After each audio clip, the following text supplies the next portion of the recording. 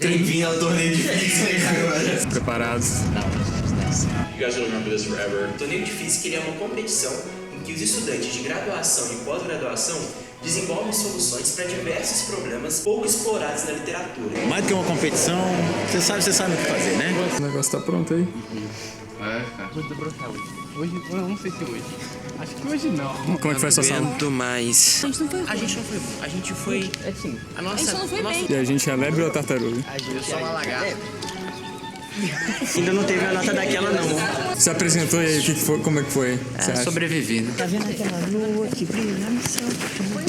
Eu não sei cantar a música. Eu consegui opor um problema legal que complementava a minha solução, então agora eu tenho uma solução completa. É isso aí. Esse é o problema número 4, Periodic Gurgles. A questão é o seguinte: se você vira uma garrafa que contém um líquido de cabeça para baixo, ele vai descer em glug-glugs periódicos. A cada ciclo vai sair um pouquinho de líquido e vai entrar um pouquinho de água. Nosso desafio era investigar isso, explicar por que isso acontece e também explicar o que acontece se a gente muda a inclinação da garrafa. No começo, a equipe estava com medo de mexer com esse problema, porque dinâmica de fluidos é um saco, mas no torneio nacional a USP apresentou esse problema, tanto numa sala que a gente estava na classificatória, quanto na final, e a intuição para a solução que eles apresentaram era tão simples que a gente tinha que testar também. Se baseava num artigo que dizia que esse sistema era um oscilador harmônico, que tratava o volume de ar dentro da garrafa como uma mola que podia comprimir e expandir, e o volume de água como um peso que oscilaria para cima e para baixo por causa dessa mola. As duas diferenças disso para um sistema massa-mola seria que a massa efetiva aqui é maior, porque tem uma resistência do líquido em passar pela tampinha, e a cada ciclo vai sair um pouco de líquido e entrar um pouco de ar. Então a massa do sistema vai diminuindo e a força da mola também vai diminuindo, o que vai mudar o período conforme a garrafa vai esvaziando. A gente montou esse setup de madeira aqui para segurar a garrafa e que a gente pode variar o ângulo. A gente solta o parafuso, coloca o ângulo que a gente quer, prende o parafuso. A gente colocou essa bolinha daqui dentro da garrafa, ela fica flutuando entre o ar e a água. Então a gente pôde usar software para seguir essa bolinha e dizer a posição dessa interface no tempo.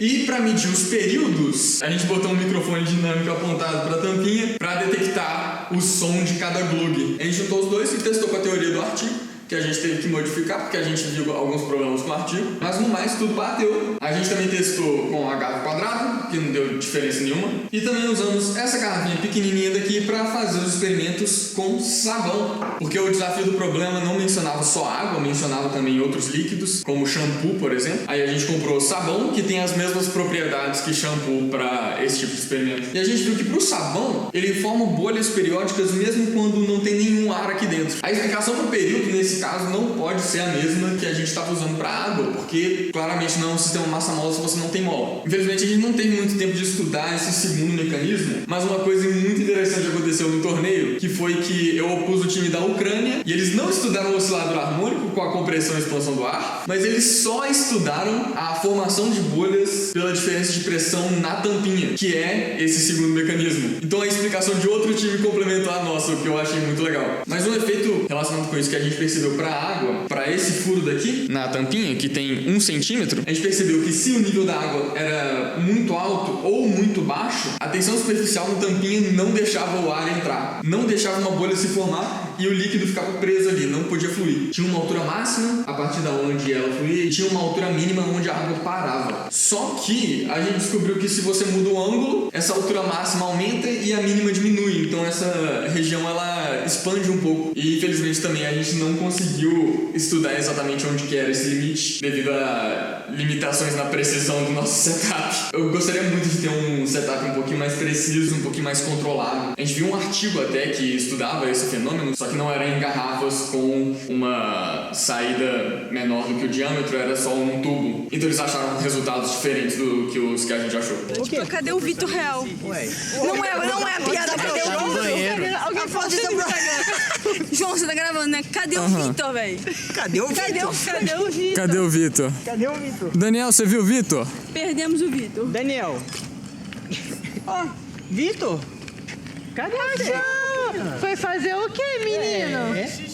O demônio de Maxwell, ele é um experimento mental. Você tem um gás confinado e aí o demônio deixa moléculas rápidas do gás passar para um lado, moléculas para a câmara direita e moléculas devagar passar para a câmara esquerda. E aí você vai diminuir a entropia sem realizar nenhum trabalho. E era você tinha que fazer isso, claro que não dá pra quebrar a segunda lei da termodinâmica, mas você tinha que implementar isso de forma macroscópica com bolinhas mesmo, essas bolinhas assim, e além disso, fazer o seu setup realizar trabalhos, extrair trabalho do seu setup. Vários times tiveram dificuldade, inclusive o nosso. A gente trabalhou com ele em 2 dimensões e verticalmente. Eu acho que foi um diferencial, porque eu não vi nenhum time fazendo isso. Essa parte aqui ia vibrar, né? A gente ia ter essa parte de baixo com um pistão. A vibração ia simular um gás. E as próprias colisões entre as bolinhas iam fazer ela formar cluster de forma espontânea. E aí essa formação de cluster de um lado só ia criar um desequilíbrio termodinâmico. Na teoria, não ia quebrar a segunda lei, mas é o mais perto que a gente pode ter de diminuir a entropia de um sistema. A gente está fazendo um pistão vibrar. Como a gente está colocando energia, então a gente está realizando trabalho no setup, a gente não está violando nenhuma lei. Bom, tava interessante até, tem uma discussão muito boa sobre como a gente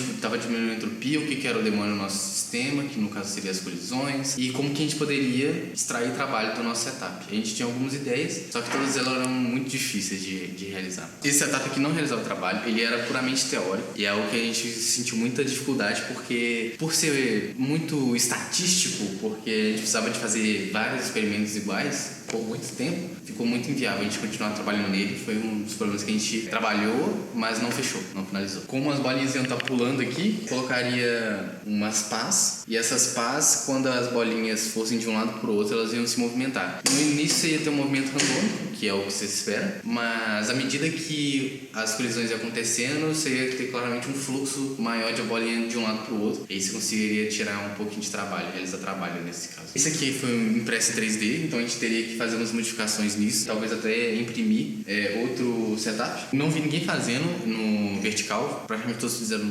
horizontalmente. Eu vi uma equipe que fez em uma dimensão só, então era uma bolinha indo de um lado para o outro, tinha uma parede no meio. Esse demônio, no caso, era o motor de Sislart, não sei falar muito bem. Teve outro também que já fez em 2 dimensões, usando uma caixa, e usou várias bolas diferentes. Ambos extraíam trabalho do setup deles. Eu trabalhei nesse problema junto com o Pedro, e eu ajudei o Felipe em montar as ideias que ele ia trabalhar na oposição. Foi muito interessante. Acho que foi a parte que eu mais gostei de todo o torneio. Eu lembro que uma das perguntas que surgiu foi como que o Felipe implementaria esse problema. E aí ele acabou que falou de forma resumida do meu trabalho. Foi muito legal. Que vai ser o meu, eu acho. Provavelmente. Mas amanhã vai ser melhor. Vamos ver? Com certeza. Sim, se o Daniel apresentar o dele. E aí? Você também assim? Não, só. Sério? Só você? Aqui é banheiro também. Só que aqui é banho. Aqui é chuveiro e coisa. É um pra você também, filho. Não banheiro nem pra você cagar. Ué. Seu closet? O seu banheiro? O meu é um quarto em banheiro, filho. Ah, não, Daniel, troca comigo hoje. Não, aqui ó, a priori eu tô sozinho também. Isso aqui tudo é meu. Então pronto, pô. Um quarto individual. Tem uma piazinha. Caraca, Essa tá mesmo. E o banheiro Olha aí. individual. Arzinho aqui, ó. Oi? Arzinho. Será? Continua? É, ali, ó. Se for... Hein, vamos descobrir onde a gente consegue as... Ó, esse negócio, vocês não viram a caixinha com o negócio, não? Que tinha A o gente tem que pegar um lençol lá. lençol. Vamos voltar lá. Tem sinal direto aqui pra mandar os áudios do Elon Musk aqui direto no nosso sono. Eu liguei o ar-condicionado no máximo, tá? Beleza. Pô, na moral, Trump patrocinou legal agora, tá? Patrocinou legal, mano. Cadê o Vitor? Vitor não, cadê o Felipe? Felipe tá no quarto do Vitor. Saindo do primeiro fight de quarta-feira, como é que foi sua sala? Teve um problema muito legal, que foi o Edge Current, mas depois teve outros dois que não foram tão legais assim, que não pegaram muito bem a física.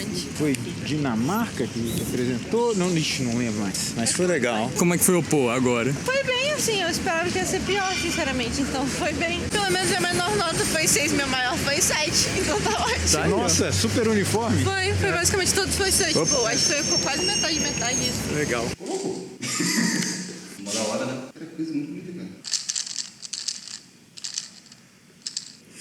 Enfim, qual que é o problema que você trabalhou? A tomografia de Kaleidoscope, o Kaleidoscope Tomography. O Kaleidoscope ele vai ser um tubo e dentro do tubo vai ter um monte de espelhos formando um polígono regular. Na verdade, pode ser ou pode não ser regular. A ideia principal é que de um lado do Kaleidoscope a gente tivesse um laser, ou seja, uma luz coerente e outros instrumentos ópticos, polarizador, lente, o que a gente quisesse. E da outra ponta a gente tivesse só uma câmera. E com essa imagem gerada pela câmera a gente tinha que saber tudo que for possível de dentro do do caleidoscópio. Qual o tamanho dos espelhos, qual o comprimento dos espelhos, qual o raio do caleidoscópio, a gente não vai saber nada disso. A primeira coisa que é muito interessante, a gente percebe que tem um padrão de imagens, o que a gente chama de tecilamento. Numa reflexão, eu vou ter outros 3 novos triângulos. Quando a luz vai bater 2 vezes, refletir 2 vezes aqui dentro, vai crescendo esse tecilamento em volta do triângulo principal. Um triângulo tem uma característica de tecilamento específica. Um triângulo retângulo tem outra característica, um quadrado, um pentágono, na verdade, tem outro tipo de tecilamento específico. E a partir dessa forma de tecilamento, a gente então consegue pelo menos saber quantos espelhos tem, sabe também qual que é a forma principal desse caleidoscópio. Essa distância aqui, raio do caleidoscópio, na verdade é um pouco trivial. A gente fez o quê? A gente colocou uma régua aqui atrás e aí a gente conseguiu fazer o quê? Uma escala entre a imagem da câmera e a escala da régua. Falta o quê? Saber qual que é a distância desse caleidoscópio, o comprimento interno dos espelhos. E essa foi a parte mais difícil. E aí a gente entendeu por que precisava usar um laser. Quando eu tenho somente o laser, eu vejo só um pontinho na minha imagem. Quando eu tenho uma luz difusa, eu vou ver toda a imagem de tecilamento. Sobrepondo essas duas imagens, o que eu consigo? Esse pontinho, ele encaixa exatamente, sei lá, nesse triângulo, esse é o triângulo central, ele encaixa nesse triângulo aqui. Então eu sei que esse pontinho significa que eu tive 3 reflexões dentro do meu caleidoscópio. Então, sabendo o ângulo de incidência, o número de reflexões e por ótica geométrica, eu vou conseguir, pelas hipotenusas e catetos da reflexão, saber qual que é o comprimento total do meu espelho dentro do caleidoscópio. O que a gente fez de experimento foi várias montagens diferentes. Essa foi a parte mais difícil, a gente achar a montagem mais exata porque o problema pedia. Os problemas do IPT eles são um pouco abertos às vezes, então você tem que entender o que ele quer para depois conseguir até chegar na montagem que seria possível alcançar aquilo. Primeiro a gente tinha pegado esse caleidoscópio, colocado o laser aqui e colocado o anteparo. No anteparo a gente não vê o tecilamento. No anteparo a gente vê vários triângulos quase juntos ou se sobrepondo. Quando a gente colocou a câmera em si, a gente começou a ver de fato esse tecilamento, essa imagem de vitral. Então o primeiro passo foi a gente colocar o laser, lente para abrir o laser e um papel aqui para ser o nosso difusor, que assim a gente conseguiria espalhar o laser por aqui tudo e ver então toda a imagem completa de tecilamento. Depois a gente colocou só o laser, sem lente, sem difusor, somente o laser colimado mesmo no extremo, para a gente ter aquela imagem do pontinho de laser no final. Então basicamente essas foram as 2 montagens finais, depois de diversas outras montagens. O time dos Estados Unidos, eu acho que é Arizona, se eu não me engano, o problema deles, eles tiveram muitas limitações. Então, por exemplo, é um problema que o escopo deles se baseia no experimento, onde a gente não pôde contar com isso, porque eles não fizeram a parte experimental, fizeram tudo com base em simulação. Só que eu sinto que isso mudou um pouco o que eles entregaram como conclusão e como todo o jeito que eles resolveram abordar o problema. E então foi um pouco complexo fazer, eu acho, a oposição dele, pelo menos pra mim, porque você fica um pouco mais limitado em relação ao que você vai falar, sabe? Como trazer as coisas. Eu acho que eu fiz o que eu consegui fazer, mas a moderação fez um trabalho muito bom, eu achei, em ajudar a construir a base do que seria o problema e evoluindo um pouco as coisas, justamente porque eu acho que quando você não explora muito, é um pouco às vezes difícil de conseguir fazer esse espacinho, sabe? Pra conseguir chegar em uma conclusão melhor. Lívia, conta pra mim aí, o que aconteceu? Eu pulei no colo do Daniel, ele aguentou me segurar. Ó, pra você ver. 55 quilinhos, tá, filho? Patrick, o que aconteceu? Fala pra mim aí. Ah, moleque. Calma aí. Quero você agora, Eu acredito muito, mas calma aí. Se eu pular no seu colo, você vai me aguentar? Ô, louco, ele vai ter... Por exemplo, elástica, você pula em mim, eu pulo. Rima massa, Lívia? Daniel, quanto você pesa? Só o Daniel que vai ganhar carona na minha sombrinha. O que aconteceu, Daniel? Cara, Não, gente, pelo Sobreviveu? amor de Deus. Gente, eu não vou no outro computador, tá? Eu tô com computador também. Olha, Pedro, às vezes dá tudo certo. Às vezes. Às vezes dá tudo certo. Que bom que deu certo, Daniel. Fico feliz. Ele fez bonito demais. Foi. O Lívia recebeu um 10. Recebeu um 10, Lívia. Esse problema é o Dancing Soap Vortices, que consiste em você pegar um filme de sabão e emitir uma perturbação sonora nesse filme. Você vai ver que vórtices aparecem no filme. Você tem que falar quando que esses vórtices aparecem, quais que são os parâmetros envolvidos ali e estudar mesmo o fenômeno. O que a gente fez foi modelar o filme de sabão como uma película elástica e o que a gente percebeu é que os vórtices aparecem quando existe ressonância entre o filme de sabão e o som. Você tem forças de Marangoni no líquido por causa da relação ali entre nós e antinós no filme de sabão. Você vai ter ali no filme áreas que são mais grossas e mais finas, uma perturbação que a gente fala de antissimétrica, e isso acaba criando um gradiente de tensão superficial. E isso faz com que surja uma força, a força de Marangoni, que tenta levar o fluxo de uma região a outra. O fluido ele acaba saindo dessas regiões de antinó até as regiões de nó, mas você tem ali uma certa barreira nessas regiões de nós, em que o fluido não consegue ultrapassar, e isso faz com que ele acaba se deslocando para as laterais. E isso no filme como um todo vai causar uma certa rotação. Os vórtices sempre aparecem em pares por causa de conservação de momento no fluido. Bom, primeiro a gente começou com uma película de sabão num tubo, o que não deu muito certo, porque você tem ressonância do tubo e da película, então acaba que a coisa fica um pouco caótica demais. Depois a gente tentou com um arozinho menor, e aí acabou dando certo. Depois do aro circular a gente também tentou ali um quadradinho, um triangular, os resultados ficaram bem bonitos. A gente também tentou o filme na vertical e na horizontal, e a gente percebeu que quando a gente faz o experimento na horizontal, a gente acaba desbloqueando novos modos de oscilação do filme, que foi bem legal. Uma coisa que a gente percebeu também é que os vórtices eles não aparecem só em regiões discretas de frequência, mas num contínuo mesmo de frequência por causa de superposição de modos. Então acaba que você tem vários modos misturados, que complicou um pouco a coisa na horizontal, mas os resultados são bem bonitos. Apresentar foi assim, tem a pressão do torneio, que não é fácil, mas fui lá na hora, o trabalho estava feito, tentei relaxar um pouquinho e acabou que deu certo. Acho que eu apresentei bem, a discussão foi bem legal também. Foi um bom fight. A discussão em geral foi bem legal e acho que o júri acabou ficando muito encantado com os vórtices e com a beleza das cores ali. A gente acabou conversando não só ali durante o fight, mas depois também rolou um papo legal com os jurados. Em geral foi um problema bom. Só que você falar isso também. Eu ia dizer o seguinte, o cara enrolou muito lá na frente, foi papo de meia hora. Aí começou a anunciar, começou a chamar a Croácia e a gente pensou, né? Porque ano passado a gente perdeu pra Croácia por 12 décimos. Aí começou a chamar a Polônia, aí eu pensei que a gente ia ficar em 8º. Chamou o Brasil. 7º lugar. 7º lugar. E o Vitor desabrochou. Vitor desabrochou? No 7º lugar. O que ele fez? Ele quer conversar com todo mundo, sério. Dito isso, eu vou cagar. Eu não aguento mais. Eu já fui, mano. Já estreiou o banheiro, João? Já estreiei o banheiro.